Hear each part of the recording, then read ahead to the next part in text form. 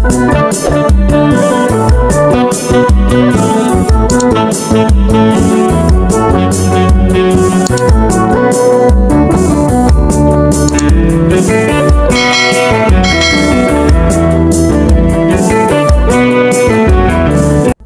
كمي وعلكم كبرات تخاتلتنا لومي كلتا قنبت كلتا شنسران شدشانيو سناي قرام سنبت كون لكم ناتمنخو علتاو زيناتات حيزالكم مسئلخو فلماقين أرستاتهم حبرة أوروبا عب كل التقرأي زولو كونتات سكفتو غاليسون قداماي مينستر أبا أحمدن والكمالاخي إسياس أفوركم كراخو وقوزارا كم ستتحازلهم يقلس الله كلتيا مرحتي دحر سلسة عامتات من فلموان فيتن فيت كراخو مغانون ينقرالهم بزحات إثيوبياوان منغست هاغروم بزعوات استفصم متقعتي منغست دو أفريقيا كحتون سقمت كوسدن عب محبراو مراخبيتات كطلبو صنيحم الله نسعيب الصواب ملاش الله بزرزر كنرينا منقسقاس دليت لوط تግራይ بزبل سرع بزيكونه መንገድ ተወዲበይ እናበለ ዝንቀሳቀስ ወዳበ ኣብ እዋናውን ፖለቲካውን ኩነታት ትግራይ ኣድሂቡ ሰፊሕን ዓሚቑን ዘተ ከም ዘካየደ ኣፍሊጡሎ ክቡራት ተኸታተልትና ኣርስታት ዜና ክሰምዑ ጸኒሕኩም ዝርዝራቱ ሒዘልኩም ክምለስ እየ ምሳይ ጸንሑም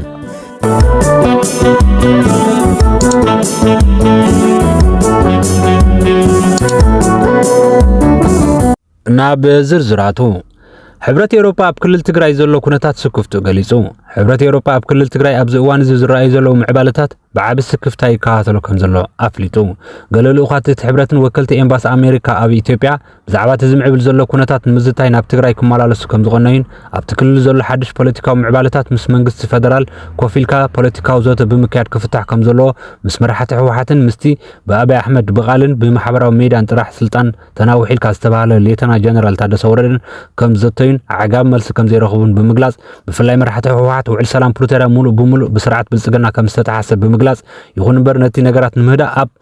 زرع تربيزا كوفيل كان مزتاي قربات مخانم كم زقول صلهم أب تلزب كاب زستساتف مرحتي زرخبنا حبرتا يرد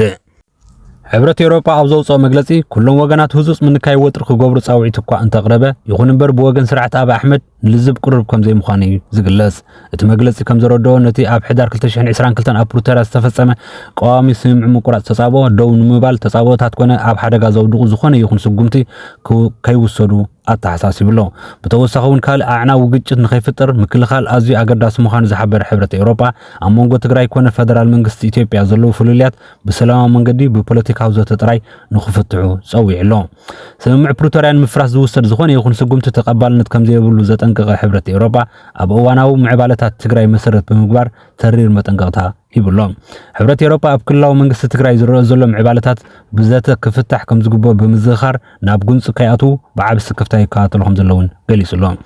كلا عنا وجدت كوجد أمونجو ودبا زلوا أفعال لا يدما بوليتيكا وزات كفتح جدين يكبلون أتحساسي بالله أمونجو حواحات المنجست فدرالن داق ما يوتر عسيلو كم زلوا زفلت كوينو حواحات سمع أول سلام بروتيرا كم زفرس بوقع عفريتو زلوا كوينو دروبن بتسمعنا سلام مخنيات زفرس كلها ومنجستي نابسر حكم اللاس بموسان نجزاو محدار تجري مفراس سعوق زخون من قصقص مقبار يركب اللون سرعة بلسقنا انترفوتي بزربا بوقعو من قد سمع وعل سلام بروتيرا كم زفرسه زولا نقريلن بتوسخون حوحات من قصي إثيوبيا سمع وعل سلام بروتيرا نخفصم قديتاو قبو كم زي تواسه قبل الحزب تجري سلاحتاو انت مفصم يتقوم لهم زليو زخصص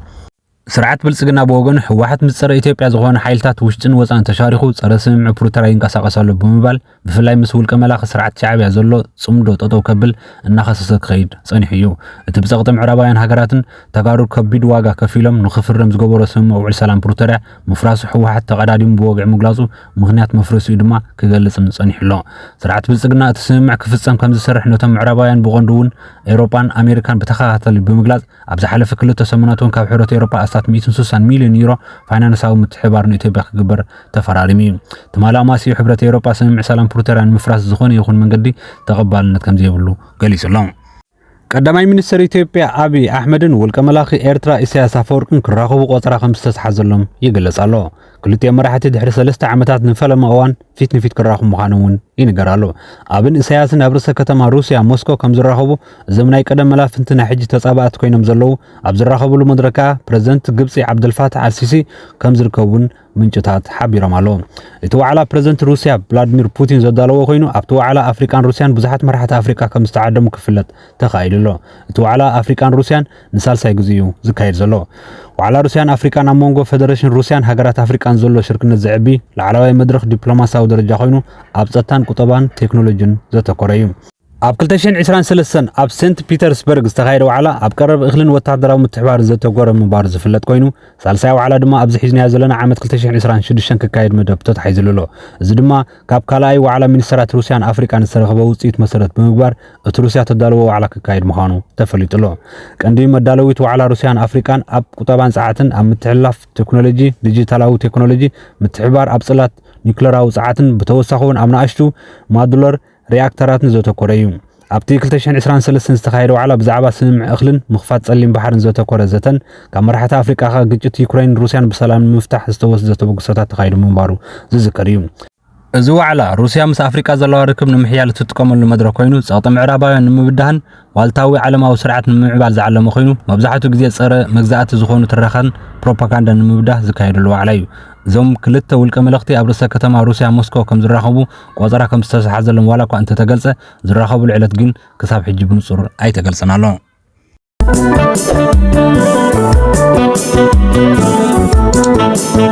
ብዙሓት ኢትዮጵያውያን መንግስቲ ሃገሮም ብዛዕባ ዝተፈጸመ መጥቃዕትን መንግስቲ ደቡብ ኣፍሪካ ክሓትትን ስጉምቲ ክወስድን ኣብ ማሕበራዊ መራኸቢታት ክጠልቡ ጸኒሖም እዮም። ነዚ ስዒቦ ኣብ ደቡብ ኣፍሪካ ከተማ ፕሪቶሪያ ዝርከብ ኤምባሲ ኢትዮጵያ ነቲ ዝተፈጸመ ቅትለት ብዝምልከት ህፁፅ ስጉምቲ ክወስድን ኣብ ተቓላዕቲ ከባቢታት ብፍላይ ሓለዋ ክግበርን ጸዊዑ። እቲ ኤምባሲ ብ29 ሚያዝያ 2026 ኣብ ዘውፅኦ መግለጺ ብዓመፅቲ ገበነኛታት ኣብ ልዕሊ ኢትዮጵያውያን ዝፍጸም ዘሎ ከቢድ ቅትለትን ግህሰትን ኣመልኪቱ ዓሚቕ ሓዘን ከም ዝተሰምዖ ገሊጹሎ። ኣብ ጆሃንስበርግ ሲቢዲ ብዝብል ኣብ ዝጽዋዕ ከባቢ ዝተፈጸመ ቅትለት 4 ኢትዮጵያውያን ድሕሪ ምቕታሎም እዩ እቲ ኤምባሲ ነዚ መግለጺ ከም ዘውፅአ ማዕከናት ዜና ደቡብ ኣፍሪካ ኣቃሊሕን። ኣብ ማሕበራዊ መራኸቢታት ዝተዘርግሐ ብናይ ጸጥታ ጎደናን ካሜራን ዝተቐድሐ ቪድዮታት ብርክት ዝበሉ ኢትዮጵያውያን ብሽጉጥ ክቕተሉን ክጉፍዑን ዘርእዩ ምስልታት ተዘርጊሖም ክረኣዩ ምቕናዮም እውን ይዝከር። ኣዲስ ስታንዳርድ ኣብ ፕሪቶሪያ ንዝርከብ ኤምባሲ ኢትዮጵያ ብምጥቃስ 4 ሰባት ከም ዝተቐትሉ ዋላ እኳ እንተጸብጸበ ኤምባሲ ኢትዮጵያ ዘውፅኦ መግለጺ ግን ክንደይ ካብ ዜጋታቱ ከም ዝተቐትሉ ብንጹር ኣይገለጸን። ይኹን እምበር ኣብ ልዕሊ ገበነኛታት እቲ ቅትለት እዮም ዝተባሃሉ ውልቀ ሰባት ህፁፅ ሕጋዊ ምርመራ ክካየድ ናብ ዝምልከቶም ኣካላትን መሓውር ጸጥታን ደቡብ ኣፍሪካ ከም ዝጸሓፈ ብተወሳኺ እቲ ኤምባሲ ውፅኢት ምርመራ ብቕልጡፍ ንህዝቢ ክግለጽ ብምምሕፃን እቲ ቅትለት ምስ ኣብ ደቡብ ኣፍሪካ ዘሎ ጸረ ስደተኛታት ዝጉስኩስ ምንቅስቓስ ዝተኣሳሰር ክኸውን ከም ዝኽእል እውን ግምቱ ኣቐሚጡሎ። ኣብዚ ቀረባ እዋን ኣብ ደቡብ ኣፍሪካ ብፍላይ ኣብ ልዕሊ ጸለምቲ ኣፍሪካውያን ጸረ ስደተኛታት ወፍርታት ከም ዝወሰኸ ዝንገረሉ ኮይኑ ከምዚ ዝኣመሰለ ስምዒታት ኣብ ቀረባ እዋን ብፍላይ እናሰፍሐ ይዝርጋሕ ዘሎ ይንገር።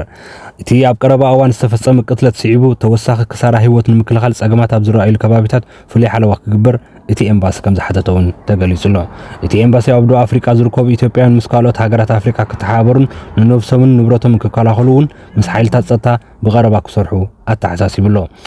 ጸብጻባት ማዕከን ዜና ደቡብ ኣፍሪካ ከም ዝገልጾ እንተዳእ ኮይኑ ጠንቂ ቅትለት ኢትዮጵያውያን ክሳብ ሕጂ ንጹር ከም ዘይኮነ እንተኾነ ግን እቶም ኣብ ከተማ ጆሃንስበርግ ብጢስ ዝተቐትሉ ኢትዮጵያውያን ምስ ተወደበ ገበንን ዘይሕጋዊ ምስጋር ደቂ ሰባትን ምዝማትን ዝተኣሳሰሩ ምዃኑ እዩ ዝእመን። ኣብ ቀረባ እዋን ኣብ ደቡብ ኣፍሪካ ጸረ ስደተኛታት ተቃውሞታት ክካየድ ምጽንሑ ዝፍለጥ ኮይኑ ኣብታ ሃገር ጉጅለታት ጸረ ስደተኛታት ብዝፍጽሞ መጥቃዕቲ ሓያሎ ዜጋታት ኣፍሪካ ተቐቲሎም እዮም። ነዚ ስዒቡ ኣብ ርእሰ ከተማ ደቡብ ኣፍሪካ ፕሪቶሪያ ዝነብሩ ኣፍሪካውያን ስደተኛታት ኣብ እዋን ተቃውሞታት ጸረ ስደተኛታት መጥቃዕቲ ከይበጽሖም ኣብ ልዑል ጥንቃቐን ንቕሓትን ክጸንሑ ከም ዘለዎም ሰመዝ እቲ ሃገር መጠንቀቕታ ሂቦም ኣለዉ። ናይ መወዳእታ ዜና ምንቅስቓስ ዘለይቲ ለውጢ ትግራይ ብዝብል ስሩዕ ብዘይኮነ መንገዲ ተወዲበ እናበለ ዝንቀሳቐስ ውዳበ ኣብ እዋናዊ ፖለቲካዊ ኩነታት ትግራይ ኣድሂቡ ሰፊሕን ዓሚቑን ዘተ ከም ዘካየደ ኣፍሊጡ። እቲ ደለይቲ ለውጢ ትግራይ እናበለ ንነብሱ ዝጽውዕ ውዳበ ኣብ ልዕሊ ህዝቢ ትግራይ ክካየድ ዝጸንሐ ልፍንታዊ ደማዊ ኩናት ብመሰዋእቲ ጀጋኑ ደቂ ትግራይ ደው ክብልን ኣፈላላይ ብልዝብ ክፍትሑን ዘኽእል ስምምዕ ፕሪቶሪያ ብምፍራሙ ተኹሲ ደው ኢሉ በብዕለቱ ብጢት ዝመውትን ዝማዛበልን ዝነበረ ትግራዋይ እንተወሓደ ካብ ድምፂ ተኹሲ ጢት ዕረፍቲ ክረክብ ካብ ዝጅምር ዛጊ 3 ዓመት ገይሩሎ ኢሉሎ። ህዝቢ ትግራይ ስምምዕ ውዕል ሰላም ፕሪቶሪያ ብሰላማውን ሕጋውን መንገዲ ብምሉእነት ክትግበር ናብ ሙሉእ ሰላምን ልምዓትን ክሰጋገር ድማ ኩሎም ጸገማቱ ተጻዊሩ ብሃንቀውታ ይጽበ ከም ዘሎ ኣንፊቱ። ይኹን እምበር ብዘይ ኩናት ክነብር ዘይክእል ድሕር ጉጅለ ሕወሓት ምስ ብምኽንያት ስምምዕ ውዕል ሰላም ፕሪቶሪያ ዝኮረዩን ዝተኸልፉን ሓይልታት ሻዕባያን ፋኖን ብምጽማድ ትግራይ ደጊምካ ማእከል ዓውደ ኩናት ንምግባር ንህዝቢ ትግራይ መሊእካ ንምጽናትን ዳንከራ ኩናት ኣብ ምውቃዕ ይርከብ ኣሎ ክብል ከሲሱ።